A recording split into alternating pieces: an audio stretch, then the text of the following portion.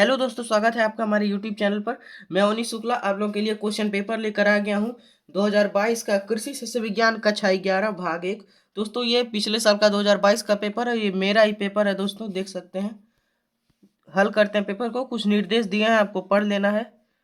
यहाँ पे सीधे हम क्वेश्चन पर चलते हैं। बहुविकल्पी सेक्शन आ चुका है। यहाँ पर पहला क्वेश्चन है कि निम्न में से कौन सी दलहनी फसल है। और इस बार दोस्तों आया था कौन सी दलहनी फसल नहीं है, यही क्वेश्चन घुमा के आया था।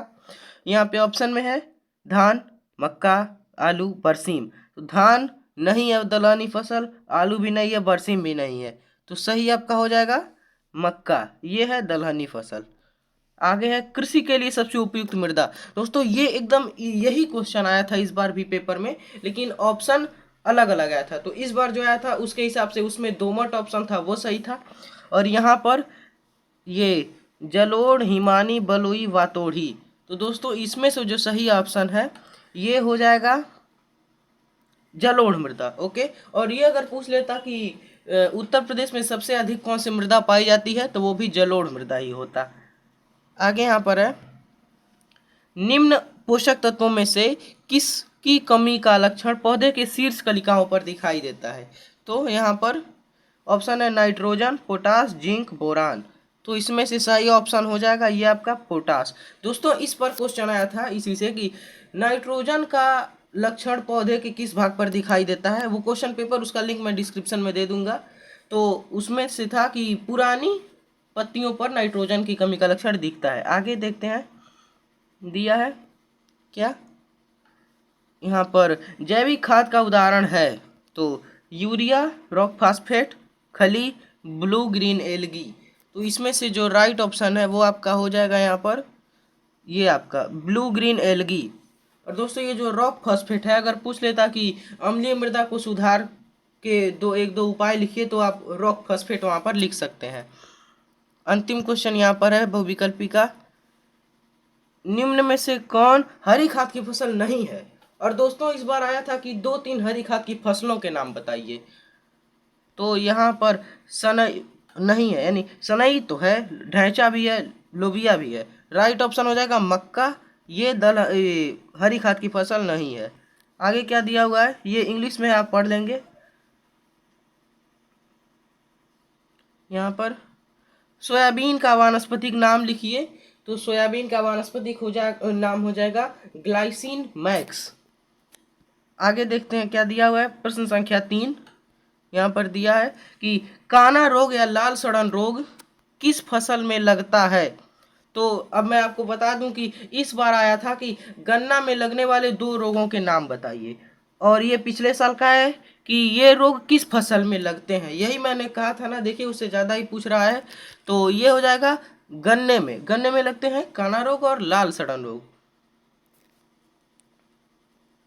देखते हैं आगे क्या दिया है। यहाँ पर दिया है आपको द्वितीयक पोषक तत्वों का एक उदाहरण दीजिए। और इस बार भी पोषक तत्व के बारे में पूछा गया था। द्वितीयक पोषक तत्व एक उदाहरण पूछा है, तो आप कैल्शियम या मैग्नीशियम दोनों में से कोई भी लिख सकते हैं।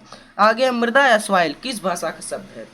तो आपको पता है कि जो मृदा या सॉइल है वो ग्रीक भाषा के सोलम शब्द से लिया गया है।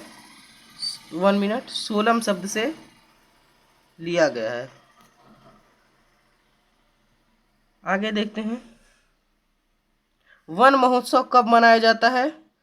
तो बताते हैं वन महोत्सव जो है वो जुलाई के प्रथम सप्ताह में मनाया जाता है। आगे एक दलहनी एवं एक तिलहनी फसल का नाम लिखना है। तो यहाँ पर दलहनी में अगर आपको लिखना है तो वहाँ पर आप ये सरसों कर सकते हैं। और तिलहनी में लिखना है 1 मिनट 1 मिनट थोड़ा सॉरी दोस्तों, दलहनी में नहीं, जो सरसों है वो आपको तिलहनी में लिख सकते हैं आप। और दलहनी की बात करें तो वहां पर आप मटर लिख सकते हैं। और अगर सोयाबीन की बात करें तो वो दोनों में लिखी जा सकती है, क्योंकि सोयाबीन दलहनी भी है तिलहनी भी है। आगे पूछ रहा है यहाँ पर सोयाबीन एवं सरसों की 2 प्रजातियों के नाम बताना है। तो सोयाबीन की हो जाएगी अलंकार और शिलाजीत। सरसों की उम्मीद करता हूँ आपने लिख लिया है। आगे मृदा गठन के 2 महत्व लिखिए। तो काफ़ी आसान क्वेश्चन था, आप लिख सकते हैं। आगे है मृदा में पोषक तत्व प्राप्त होने के लिए दो साधन, तो एक तो आप लिख सकते हैं दो साधन, एक तो आप वायु से लिख सकते हैं, एक या आप वायु से हो गया, एक मृदा से ही लिख सकते हैं और एक उर्वरकों से लिख सकते हैं। आगे मृदा प्रदूषण के दो प्रमुख कारण, ये यही क्वेश्चन इस बार भी सेम यही क्वेश्चन छपा था कि मृदा प्रदूषण के मुख्य कारण, तो उसमें से हो जाएगा एक कि बहुत ज़्यादा ईंधनों का प्रयोग यानी पेट्रोल डीजल का प्रयोग, तो उनको बंद करना पड़ेगा, हो जाएगा। आगे है हरी खाद किसे कहते हैं, ये 4 नंबर वाला क्वेश्चन है, लघुत्तरीय है। हरी खाद किसे कहते हैं, हरी खाद के प्रयोग की विधि एवं इसके लाभों का वर्णन कीजिए। काफ़ी अच्छा क्वेश्चन, आप उम्मीद करता हूँ आपने कर लिया होगा। आधुनिक कृषि का पर्यावरण पर संक्षिप्त टिप्पणी लिखिए, ये भी आप कर सकते हैं। आगे है यहाँ पर 1 मिनट, यहाँ पर दिया हुआ है